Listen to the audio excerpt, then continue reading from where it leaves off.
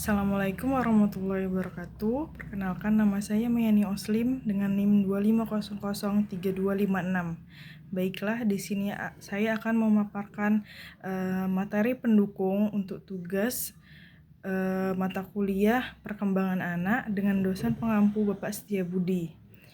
Untuk judul yang saya gunakan yaitu teori Vygotsky tentang perkembangan bahasa anak usia dini. Tujuan dari penelitian ini adalah untuk mendeskripsikan bagaimana perkembangan bahasa pada anak usia dini berdasarkan teori Vygotsky. Dalam penelitian ini ada dua konsep utama yang digunakan peneliti untuk mengembangkan jurnalnya, yaitu yang pertama Zone of Proximal Development atau ZPD, yang merupakan gagasan bahwa potensi perkembangan kognitif seseorang dapat dikembangkan melalui interaksi. Ini mencakup tugas-tugas yang sulit bagi anak, namun bisa mereka kuasai dengan bimbingan bantuan orang dewasa. Yang kedua yaitu scaffolding, yang merupakan bentuk bantuan yang diberikan pada anak secara tepat.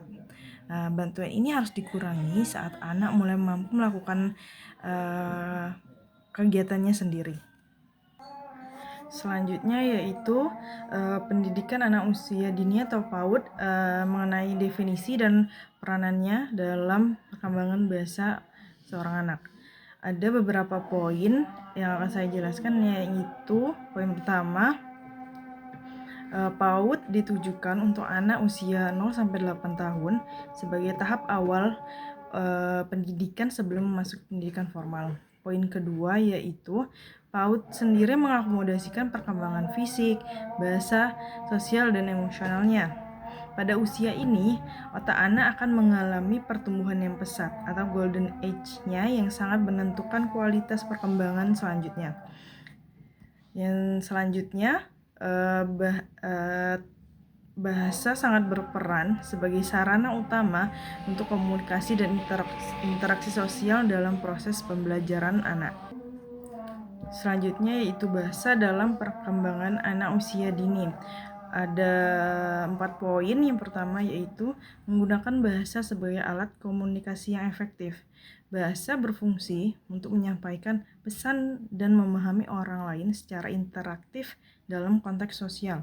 Poin kedua yaitu mengenali bahasa sebagai interaksi sosial anak.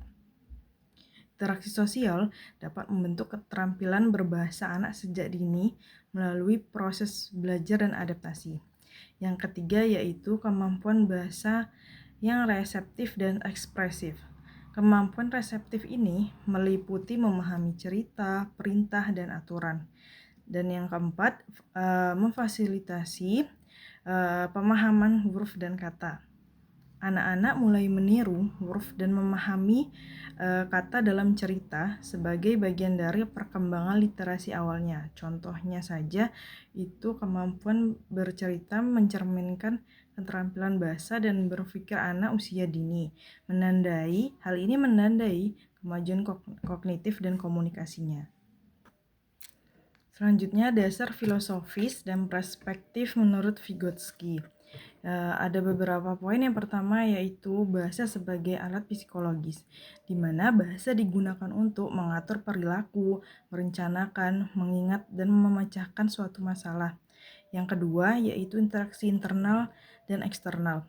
Kunci pembelajaran adalah hubungan antara aspek internal dan eksternal yang dimana akan mengembangkan proses perkembangan bahasa pada anak. Selanjutnya yaitu perkembangan bahasa dan kognisi. Bahasa dan kognisi awalnya berkembang terpisah, kemudian bersatu sekitar usia 2 tahun. Selanjutnya, ZPD dan peran orang dewasa sebagai fasilitator dalam perkembangan bahasa anak. Ada beberapa poin. Poin yang pertama yaitu definisi ZPD itu sendiri, yang merupakan jarak antara kemampuan aktual anak dan kemampuan yang dapat dicapainya dengan bantuan orang dewasa atau teman sebayanya. Poin yang kedua yaitu peran dewasa, di mana orang dewasa berperan sebagai fasilitator, memberikan bantuan tepat waktu atau scaffolding. Poin ketiga, scaffolding itu sendiri merupakan dukungan yang membantu anak menyelesaikan tugas sulit dan ditarik saat anak itu mulai mandiri mengerjakan sesuatu. Yang keempat yaitu interaksi sosial, di mana interaksi sosial dan stimulasi bahasa dari orang dewasa ini dapat mempercepat perkembangan bahasa dan anak. Contohnya itu antara guru dan anak membantu mengorganisasikan konsep secara logis dan sistematis. Selanjutnya, perkembangan bahasa anak menurut standar nasional PAUD. Ada 2 poin utama, yaitu poin pertama yaitu memahami bahasa reseptif, misalnya saja dengan anak memahami cerita, mematuhi perintah, dan menghargai suatu bacaan. Dan poin kedua, mengekspresikan bahasa, misalnya saja dengan bertanya jawab, berkomunikasi lisan, dan mengekspresikan ide. Selanjutnya, pengaruh interaksi sosial dan teori ZPD dalam pembelajaran anak. Ada beberapa poin yang akan saya jelaskan. Poin yang pertama yaitu interaksi antara anak dengan orang dewasa, di mana anak belajar bahasa melalui interaksi langsung dengan orang dewasa dan lingkungan sosialnya untuk mempercepat perkembangan bahasa anak. Poin yang kedua yaitu pengaruh jumlah bahasa yang didengar. Semakin banyak bahasa yang didengar oleh seorang anak, akan semakin cepat perkembangan kosakata yang dimiliki anak tersebut. Poin ketiga yaitu aktifnya konstruksi pemahaman bahasa. Anak tidak hanya dapat meniru, tapi secara aktif anak dapat membangun dan memahami bahasa yang dipelajarinya. Dan poin yang terakhir yaitu pengaruh kebiasaan membaca buku oleh orang tua, di mana orang tua yang aktif mengenalkan buku sejak lahir memiliki keuntungan yang besar dalam perkembangan bahasa pada anak. Selanjutnya, tahapan perkembangan bahasa anak menurut Vygotsky. Ada beberapa tahapan. Yang pertama yaitu anak mulai membentuk dunia pengetahuannya melalui model mental yang berasal dari pengalaman.